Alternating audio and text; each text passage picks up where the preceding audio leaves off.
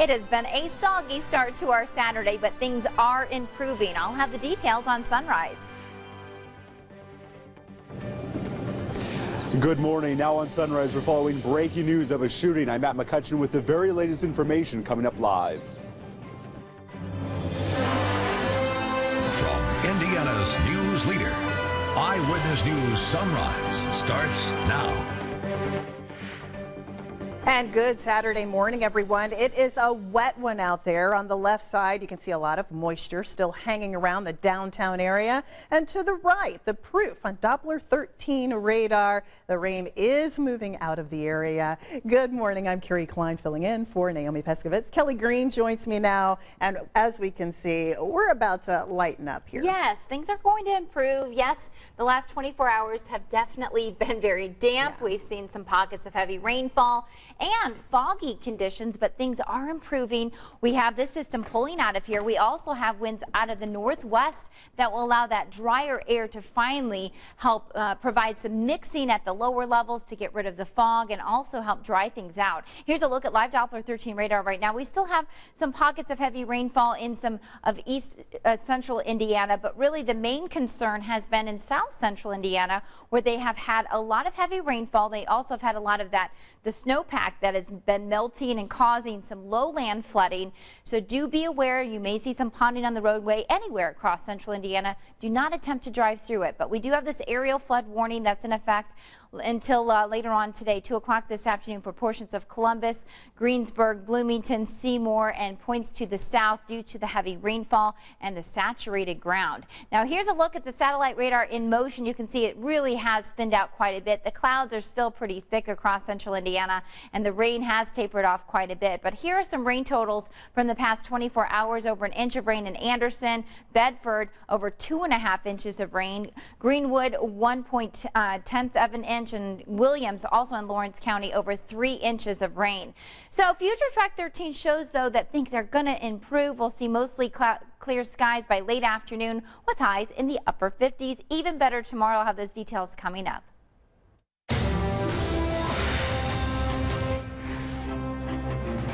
And breaking news this morning, police say a man was gunned down while sitting in a car on the city's west side. This happened in the 7700 block of Wickford Court just after 6:30 this morning. Sunrise reporter Matt McCutcheon is there and has the latest live. Matt, good morning. This hour, you can still see a large police presence here. Several officers processing the scene and everything that happened around 6:30 this morning. Joining us now is Lieutenant Rick Riddle with IMPD. Good morning to you. What exactly happened here? Good morning. At about 6:20 this morning, IMPD officers responded to the 7700 block of Wickford Court on the report of multiple shots fired. Upon their arrival, they found an individual inside of a car, deceased with multiple gunshot wounds. Inside the vehicle was also a witness that we now have detained. She is cooperating with our detectives to figure out exactly why this shooting occurred. This is a very close together apartment complex. We've got a lot of buildings side by side. Was there kind of a feeling among neighbors when all of this unfolded?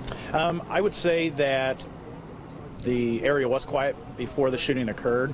Obviously, multiple people heard these gunshots because we received multiple calls of the shots being fired. So we believe that this is not a random act. We do believe that the driver of the vehicle was targeted for one reason or another. Okay, and the work continues this morning to figure out what exactly happened and why. Absolutely. Detectives are still on scene and downtown talking to the witnesses, like I said, and the investigation continues. All right. Thank you so much for joining us live. So that's the latest information here at this hour. The investigation, again, continues into what happened. We have some family members and some friends also arriving here at the scene, kind of walking out and trying to find out more information about what happened. More people that police hope to speak with to, again, find out what happened around 6:30 this morning in this apartment complex. We will continue following this breaking news and bring you updates here on Eyewitness News and, of course, on WTHR.com. For now, reporting live, Matt McCutcheon, Channel 13 Eyewitness News. All right, Matt, thank you. Well, the Fortville Police Department wants to know if a power outage, a bank holdup, and a school bomb threat are all related. Now, we've got a bank robbery suspect, a photo of him police are looking for. They believe that he's about 30 years old, around 6 feet tall. He has a black star, possibly tattooed on the top of his left hand, with a Wrangler logo on his ball cap. At the time of the holdup at Greenfield Bank on Broadway, police were out in force about a mile and a half away at Mount Vernon High School. 45 minutes before that bank robbery, someone called in a bomb threat to the high school. It was evacuated and 6 police agencies were searching for a possible device around the school. Now, police want to know if the bomb threat maybe was a diversion called in to help out the bank robber. We don't get very many major incidents in Fortville. It's very unlikely that we would get 2 in one day, let alone 2 in 45 minutes. There's the possibility, at this time we don't have any evidence to link the two.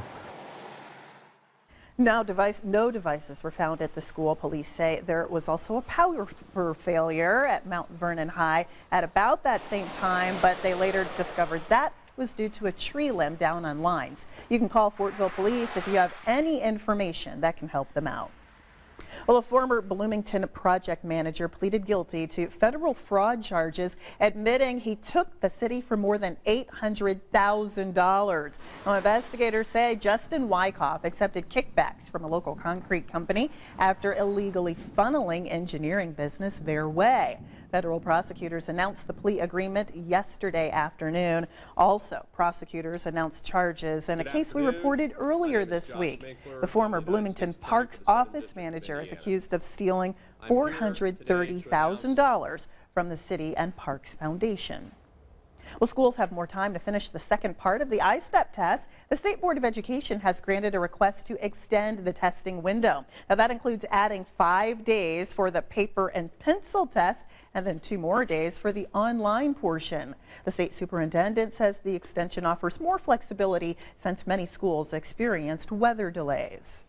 Well, the Rolling Stones might be coming to play Indianapolis for the first time in 21 years. Several music websites say the group is very close to announcing a 14-city North American tour, and that might include a July 4th concert at the Indianapolis Motor Speedway. Now, IMS President Doug Bowles would not confirm this news. He did say, however, that they would have to build staging to accommodate a concert of that size, but he too thinks IMS would make a great venue for the big concert. Now, the Stones last played in Indianapolis. You saw there at the RCA Dome back in 1994. A lot of people chattering about that one. Very excited. It's a big deal. Yeah. Excited also about seeing the sun peep out later today. Good point. And we have that in the forecast. Yes, we're starting off wet and cloudy, pretty dreary and foggy too. But as you can see from live Doppler 13 radar, it is tapering off and we'll see that rain move out of here. Details coming up. And a dangerous tropical cyclone hit some islands on the South Pacific, claiming the lives of 6 people overnight. Coming up, where that storm is headed next. And we have some amazing new video of a toddler being rescued from that overturned car in Utah. How officers were able to get that little girl to safety.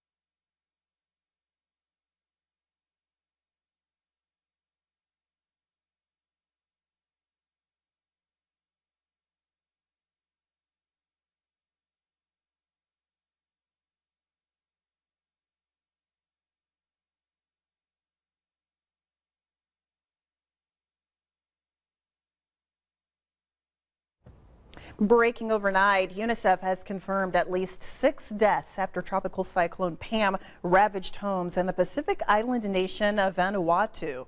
Many residents stayed in shelters for the second night in a row. Officials say power remains out this morning all across the country, and people on the outer islands have no access to running water or outside communications, and workers expect that death toll will climb.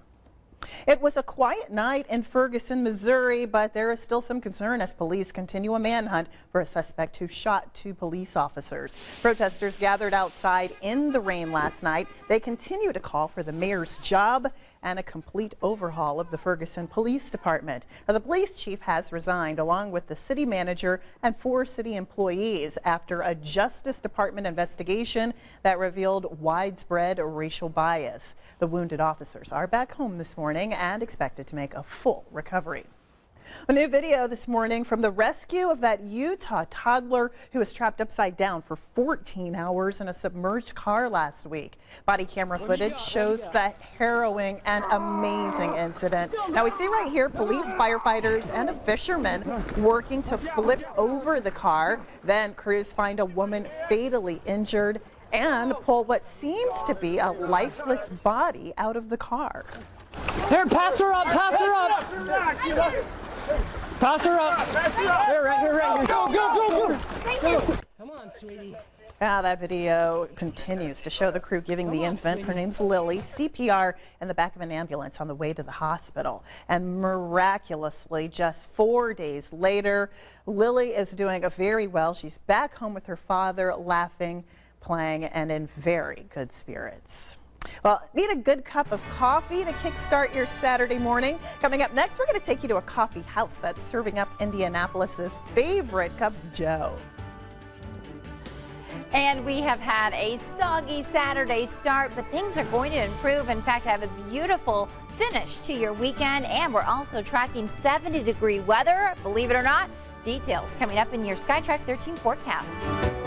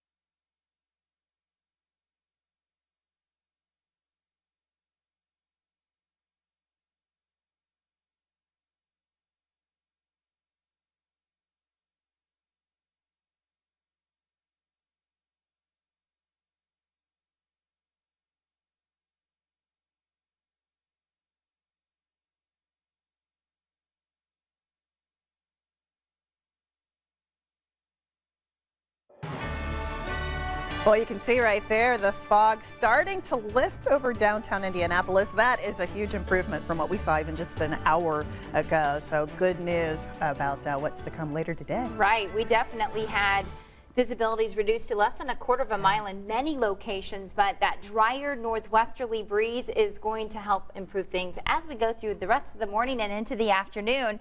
Certainly it's been a soggy 24 hours, and we can see here it really has tapered off over the past few hours this morning, but we did start off with some widespread rain earlier this morning, but things are definitely thinning out and lightening up quite a bit. Here's a look at live Doppler 13 radar at this hour.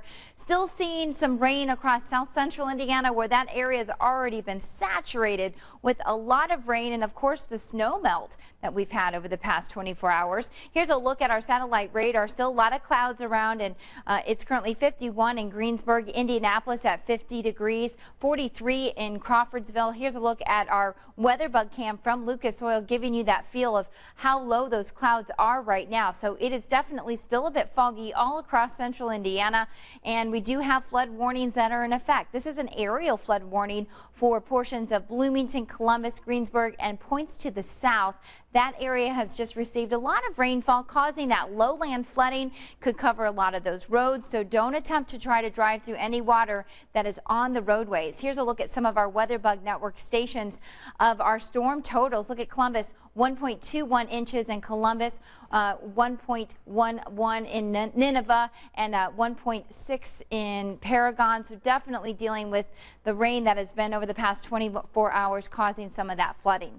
Sharpsville, things have definitely improved there, but still a lot of clouds, a dreary start. A little brighter here in Nashville, but a little bit wet as well. And here are these clouds from our HD Skycam. 50 degrees right now in Indianapolis. Winds out of the northwest now, and again, that northwesterly flow is definitely going to dry things out. In fact, you can see here on Future Track 13, as we head into the afternoon, the clouds will thin out from northwest to southeast. Temperatures will climb into the upper 50s this afternoon, and we'll see some sunshine by late afternoon with a high of 58 degrees, and we'll see a high around 60 degrees in Rushville, 57 in Muncie, 58 degrees in Greencastle, and 61 the high in Nashville. And tonight, temperatures will tumble to 30 degrees. The skies will continue to clear out. Winds will be light, and we could see some frost that will develop by morning with those cold temperatures. But a nice rebound tomorrow afternoon. Mostly sunny skies. Winds will be out of the northwest with temperatures climbing back into the upper 50s. We are tracking the warmest air of the season as we head into Monday. It's going to be beautiful with temperatures climbing into the 70s as this warm air begins to build in by late afternoon on Monday. So here's a look at your 7-day forecast. High of 58 degrees today with a gradual clearing. Mostly sunny all day tomorrow. High of 59. Monday, a fantastic day. It will be a bit breezy. High of 71 degrees. St. Patrick's Day, a little bit cooler. High of 46 degrees. In fact, running below normal. And then we are tracking chances of rain by the end of the work week. Carrie? All right, thanks, Kelly. Well, every Saturday we showcase the best of Indy with a little help from Brittany Smith from Yelp. And this morning she's featuring Bee Roasters right here in downtown. This week we're at Bee Coffee Roasters located on Capitol Avenue in downtown. This is one of their 2 locations, and they're known for having great reviews on Yelp. They're also known for being one of the pioneers to Indiana's coffee roastery scene, which is growing like crazy. So we're going to hear from the business and learn a little bit more about pour-over coffee and a few of the reasons that this business is so popular. One of the elements that you'll constantly find in the reviews is that they're using local ingredients like Wilkes & Wilson elixirs, Circle City Sweets croissants, and other businesses on board that bring all the local flavors together.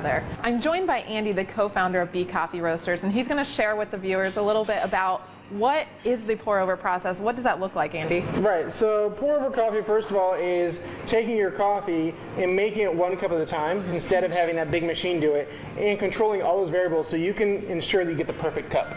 Okay. So the first thing I'm going to start with is I start a timer as I go, and I add a little bit of water to it.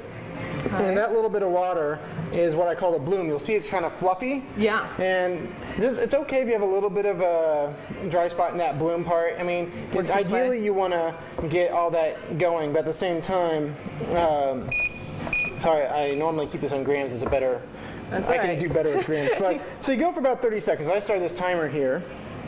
Yes. And so at 30 seconds, I'm going to go back in. I'm going to make sure all that's saturated. I'm going to bring that surface up. And I'm going to bring it up just about intro from the top for what I'm doing here. This is called a Chemex brewer. Okay. It's all American. It comes from the 40s. It's funny is that the story is that it was sold during World War II as a patriotic coffee maker because it didn't take materials from the war effort. Oh, that's cool. So is this, if someone's coming in to Bee Coffee Roasters and they're wanting to order a pour over, is it just one standard pour over? Can they pick from different beans that you have? How does that work? Yeah, so what we do is we normally do what we call what's on bar and what's on tap. So we normally do have like a brew coffee that you can get quick. That's on tap. You know, I take from the beer industry there. But what's on bar, we normally have 2 to 3 choices of beans, and we try to pair them with the best coffee brewing method. And we have a couple of coffee brewing methods that we feature. Here in this location, we feature the Chemex. We also work with what's called a Kalita Wave, and sometimes we do AeroPress. You guys are always partnering with different local businesses. That's one of my personal favorite things about this. What if someone's coming here, what are some of the most popular items that people order at Bee Coffee Roasters? So one of the things we are really people know us for, as well as just roasting our own coffee and brewing the craft of it really carefully like this, is also we do several, I guess, craft cappuccinos. We normally base our drinks off the cappuccino. We like the cappuccino because it keeps the coffee flavor forward, and that's what we're really wanting to do, is make a drink that has that coffee flavor in as well. If we're adding honey or something, we're not adding large amounts, we're bringing everything together. Natural. So one of the things that's really popular is we have a drink where we use shagbark hickory syrup that's from Brown County, and we put a little cardamom with it. Oh. And then we bring that together with 2 shots of espresso, and then it's 4 ounces of steamed milk, and the cappuccino has a nice thick foam. And it's just this lovely combination because you get that woodiness of that hickory, and that cardamom has that a little bit of wood and aromatics. And this is really an interesting drink. That's really good. I've had it before. It's quite delicious. And then real quick before we cut, can you tell us a little bit about your new pastry chef? So we have a culinary student who's helping us out every Monday, and she comes in, she's baking some things for us. And so we've got a new item that she's making these hand pies. And right now we have strawberry and apple, but she changes it up and she just lets her creativity go. Always come in and check out a new item that you've got on board. Yeah, it's a lot of fun. Well, thank you so much, Andy. I appreciate having you on here. And for more great local coffee shop options, just visit yelp.com and you can find some great local finds. All right, thanks, Brittany. It'd be a great place to visit today in honor of Pie Day. Well, a new hope for an East Side neighborhood that has fallen on hard times. Coming up, a business that will soon open up and why residents nearby think it will fulfill a major need.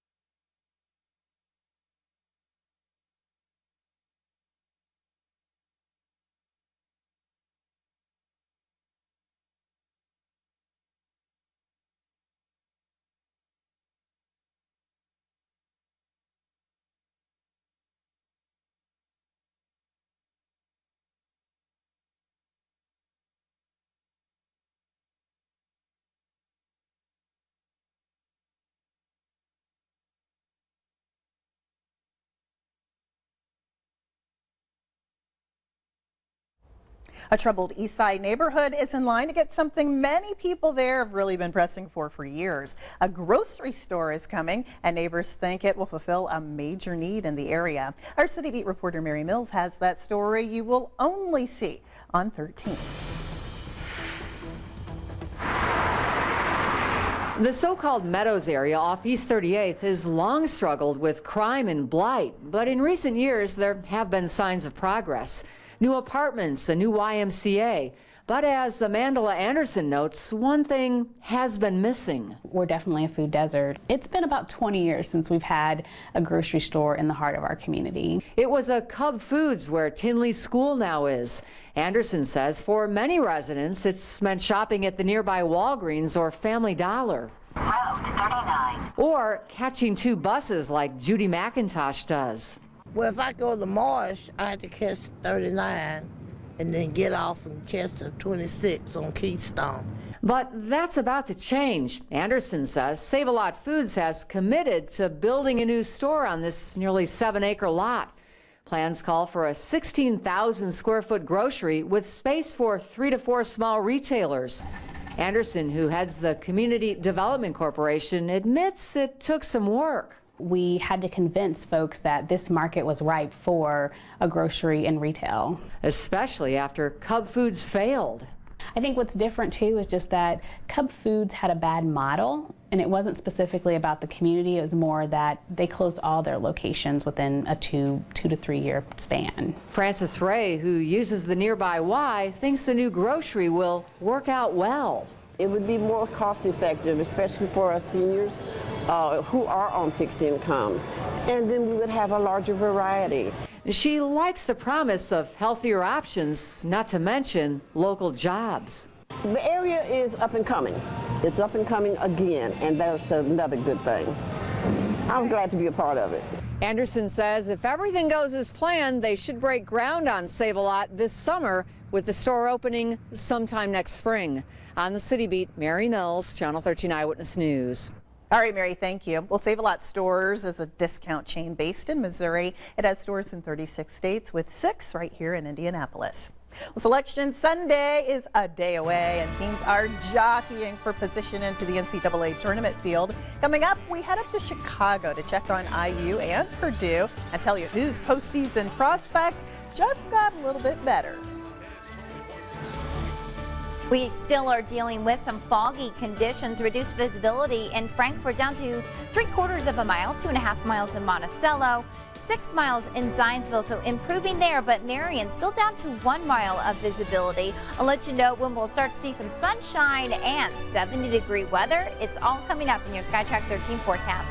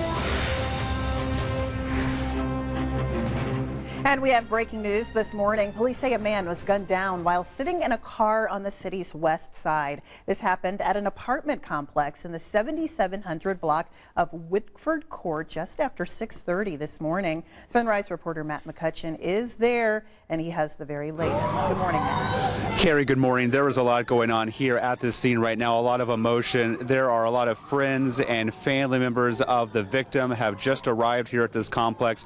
You can see a woman right there collapsing to the ground from being emotionally overwhelmed of hearing the loss of a loved one here this morning at this apartment complex. We have police who are also trying to resist or to sort of protect some of the people and protect what they call is the integrity of the scene, because we have a person who was shot and killed here around 6:30 this morning.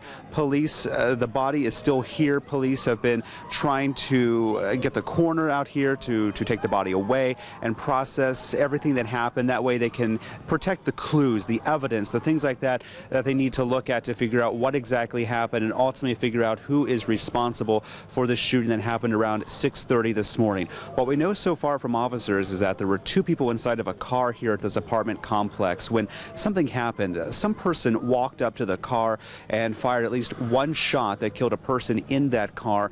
The other person is being talked to by police. We're not quite clear on that second person's condition, believe that that person was not shot, but we do have a person in the car who was shot and killed. Police continue looking for that person who fired the shot and then ran away, again, all while friends and loved ones are coming here to this scene, a very emotionally charged scene here this morning at this apartment complex, and a lot of neighbors as well are coming out of their apartments, their homes, and trying to figure out everything that happened, because this all unfolded again around 6:30 this morning.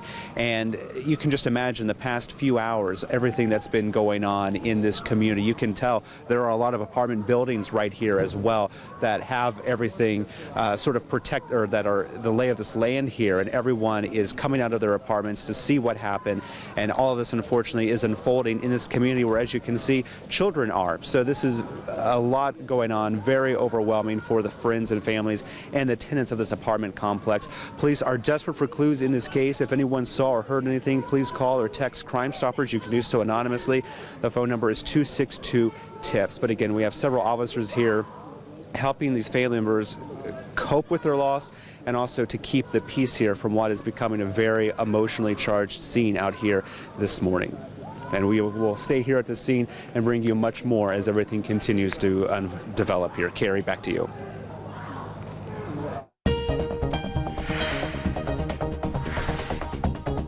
And taking a look outside over downtown Indianapolis, that fog steadily thinning out as the rains move out of central Indiana and the sunshine moves in just in time for people to get out and about and enjoy their Saturday. You see there on Doppler 13 radar, the rain is clearing the area. Meteorologist Kelly Green joins us now to tell us exactly when we're going to finally start seeing a break in those clouds. Well, it's going to take a while, so we have to have a little bit of patience, but the good news is we do expect to see a gradual clearing as we head into the afternoon. We have this northerly breeze that will help allow that drier air to really settle in and help clear out the skies. What we are concerned about, though, is some lowland flooding. The National Weather Service has issued an aerial flood warning in effect for portions of Bloomington, Columbus, and Greensburg, and points to the south. This area received the heavier rainfall. Also, all the snow depth that has melted over the past week has caused some of that saturated ground for the water to have nowhere to go except just lay there on the roadways and on farmlands. So keep that in mind, too, as you travel. Try not to drive through any kind of road that has any ponding on it. Here's a look at the past few hours. We've had this rain really thin out. Earlier this morning it was widespread, but now we are seeing it really taper off from the northwest to the southeast. So definitely an improvement on live Doppler 13 radar. Here's a look at some of the rain totals over the past 24 hours. Over an inch of rain in Anderson, Bedford, over 2.5 inches of rain. Greenwood, over an inch of rain, and also Williams in Lawrence County, over 3 inches of rain. Certainly a lot of rain in a short amount of time. The good news is we'll start to see that northwesterly breeze really kick in, and that will thin out the clouds quite a bit. Temperatures this afternoon climbing into the upper 50s, actually above average for this time of year. And we'll also see those clouds thinning out, as Carrie mentioned. By the afternoon, by late afternoon, mostly sunny skies. Highs will top out around 58 degrees in Indianapolis. Even better tomorrow, and to start off the work week. I'll have those details coming up. All right, Kelly, thank you. Well, Chopper 13 HD shows us flooding in southern Indiana that started even before yesterday's heavy rain. This is just south of Jackson County, where the high water blocked one road and flooded nearby fields. Well, Lawrence County Sheriff Mike Branham is worried about the flooding. He's telling drivers to take that extra time to drive around the floodwaters rather than risk going through it. Daryl Price knows exactly what to do. He says flooding has become an annual event in his home in Bedford. It is already running well over his driveway. It's washed out to where I'll have to repair it some and drive back in there. Now, the water is over the banks in Lawrence County, causing a level of concern that will continue a while longer today. And take a look at these tips to make sure you are safe from any flood water. Keep your storm water drain lines clear. Work with neighbors to mow or trim back vegetation, and never ever attempt to cross a flooded roadway. We can't say it enough, no matter how shallow that water seems. And this next story making a big impact on social media. The Walmart store on the south side of Muncie closed off the bathrooms on Friday night after police found a mobile meth lab in the men's bathroom. A store security officer noticed a man acting suspiciously and called police. The man got away, but he left his backpack behind, and inside they found chemicals and materials for making meth.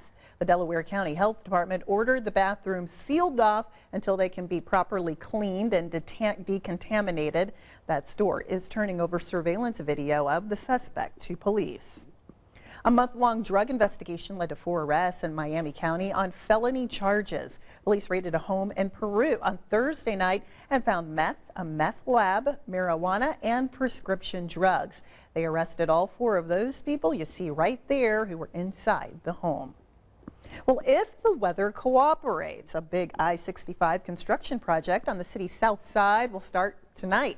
Crews will begin shifting traffic so work can begin Monday on adding lanes to the interstate. Now, the nearly $36 million project will widen I-65 between Southport Road and the Main Street exit in Greenwood. Crews plan to work around the clock 6 days a week to complete that project by the end of November. Well, the Excursion Bus Company has issued a statement concerning a crash earlier this week that injured 21 people, including the members of the Indiana Tech Collegiate Bowling team who were headed to a competition in Tennessee. Now, the company president said, "Our thoughts and prayers go out to all of those involved. We are cooperating fully with this investigation." 3 people are still in the hospital tonight, including the 76-year-old bus driver. The cause of that crash is still undetermined. And another accident, this one involving an Indigo bus, happened last night just before 6 o'clock. No passengers on board of this bus at the time, thankfully. The bus and a van collided on West 16th Street and North Capitol Avenue. The female passenger from that van was injured. No words on her condition. And the video you just saw there, the train ride to Chicago on Amtrak has been extended through April 30th. The Amtrak Hoosier Line state service from Indianapolis was scheduled to end on April 1st. However, the Federal Railroad Administration now reconsidering INDOT's concerns about some new federal rules that basically say Indiana is a rail carrier, although it does not own any tracks or trains. Well, we are learning more this morning about a survival story that starts in Indiana and then extends all the way to the East Coast. Police say a man called 911 in Lafayette, Indiana, to report a problem with his girlfriend in Brooklyn, New York. Now, they were having a FaceTime call when she began to have trouble breathing, and then she collapsed to the floor. Dispatchers in Lafayette relayed the medical emergency to firefighters in Brooklyn and then guided them straight to her apartment building. I knew it was important to get somebody there quickly because she was down. He watched her pass out while she was telling him that she couldn't breathe. So I knew that was crucial, like, okay, we have to try everything that we can, use our resources to get her help. Now, that man's girlfriend was found unconscious and rushed to the hospital in Brooklyn. Dispatchers say the distance covered in order to help the victim was challenging, but that teamwork did pay off and saved her life. Well, the Indiana Hoosiers are back in Bloomington this morning for a nervous wait on Selection Sunday. Meanwhile, Purdue is staying in Chicago today for the semifinals of the Big Ten tourney. Dave Glabro has a reaction from both teams from the United Center in Chicago. Hey, Dave. Hey, good morning, everybody. Dave Calabro with Bob Kravitz from WTHR.com. On a Saturday morning, the Purdue Boilermakers had a big matchup coming up later today, taking on the #1 seed Wisconsin Badgers semifinal game. This should be a fun game, the way the Boilermakers are playing. It should be. I mean, they've played very, very well the last month of the season. But let's be honest, Wisconsin is one of the elite teams in the nation. It's a different level right now. It's a different. They're going up in weight class. They've got 5, 6, 7 guys who can all dribble, shoot, pass, rebound. It's a tough matchup for anybody. But Purdue obviously having a nice run right here. Obviously, we think they're in the NCAA tournament. Yeah, I don't think have a there's good showing today, though. Yeah, absolutely. I don't think there's any question. Once they were able to get past Penn State, I think it got them out of the situation where they might have to go to Dayton along with Indiana. That would have been interesting, Indiana and Purdue at Dayton. So I feel pretty good about Purdue's chances.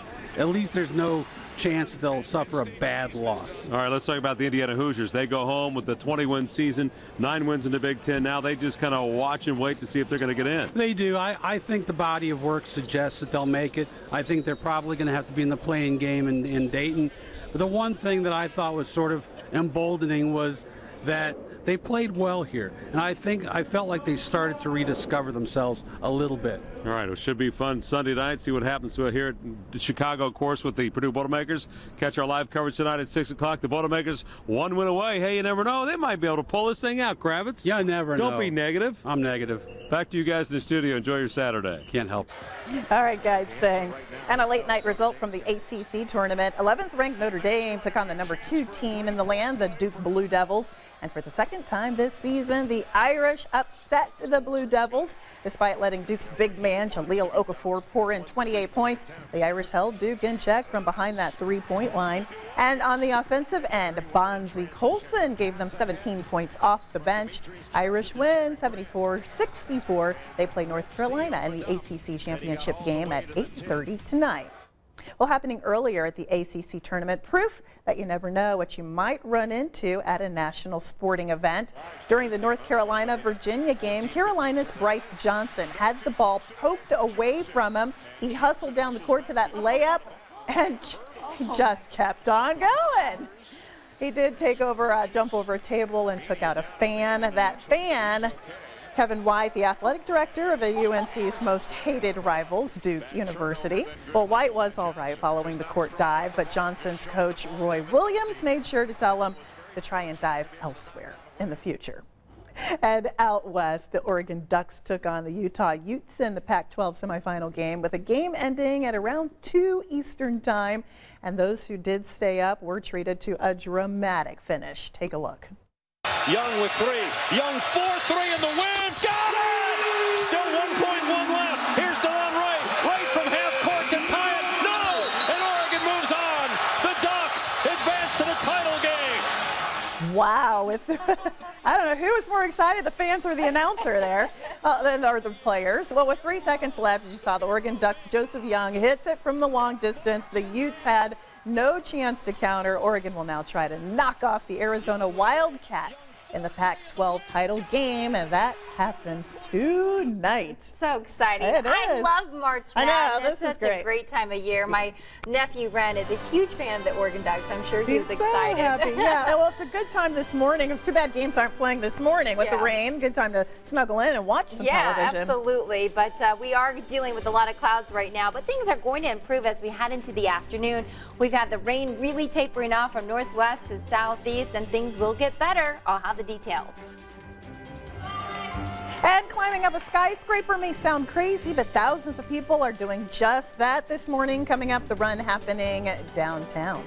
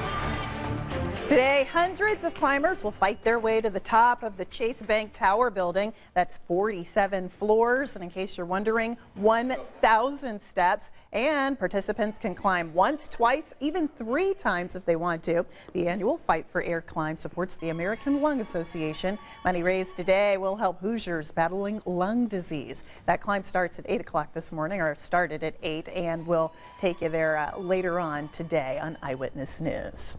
Well, those guys are working out inside. We've got the Shamrock Run that will kick off outside at 10 o'clock this morning, so in just a few minutes, and things are drying out for a good run. They're probably going to have to jump over some puddles here and there. Or maybe run through them. That's the fun part sometimes. Sure. Yeah, absolutely. The good thing is it's very mild and the rain has really tapered off. We're still dealing with a lot of cloud coverage. As you can see from our satellite radar, it has thinned out. It was widespread earlier this morning, but just thinning out from northwest to southeast. And you can see here on live Doppler 13 radar, still seeing some light showers in Indianapolis and certainly still some rain in south central Indiana, which we are definitely concerned about that area as it has received the heaviest rain over the past 24 hours. Here's a look at our satellite radar. It's currently 50 degrees in Indianapolis. Kokomo down to 42 degrees, much cooler there. And here's a look from our weather bug network. A lot of clouds around, but the good news is the fog has lifted quite a bit. Visibility has improved certainly there. 47 in Richmond, still 51 in Greensburg, and 52 degrees in Bloomington. Now here's a look at our total rainfall so far since yesterday morning. Columbus 1.21 inches. We also had 1.11 inches in Nineveh and Paragon. 1.6 inches of rain. So certainly a lot of heavy rain, especially across south central Indiana, and that has led the way to an aerial flood warning that's in effect for portions of Bloomington, Columbus, and Greensburg, and points to the south because that area definitely saw the heavier rainfall. Here's a look at our Greensburg camera. Still some rain in this area that is going to be dealing with a little bit of that lowland flooding. Kokomo here once again, a lot of clouds across the area, and our HD downtown sky cam. Cloudy skies, but things are improving. It's currently 50 degrees. Winds now turning out of the northwest, and that northwesterly component will allow that cooler, drier air to move in, helping clear out the skies and dry out some of all that ponding at the surface. Future Track 13 shows that drier air really pushing in by early afternoon. We'll start to see those clouds thinning out, and by late afternoon, we'll see some sunshine. Temperatures climbing actually above average. Highs in the upper 50s this afternoon with winds out of the northwest from about 5 to 15 miles per hour with sunny skies by late afternoon. High of 55 in Peru, 61 the high in Nashville, 58 in Greencastle, 61 in Rushville, and 57 in Richmond. Now later on tonight, temperatures will fall to around 30 degrees. We may see some patchy frost tomorrow morning. High of 59 on Sunday afternoon will be a beautiful finish to our weekend. And check out Monday. I love this. Temperatures climbing to 71 degrees, mostly sunny skies. As we head out to St. Patrick's Day, obviously the parade downtown, it will be cooler. You'll just have to bundle up like last year, although not as cold as last year. High of 46 degrees. And then we are tracking more rain for the end of the work week. Carrie?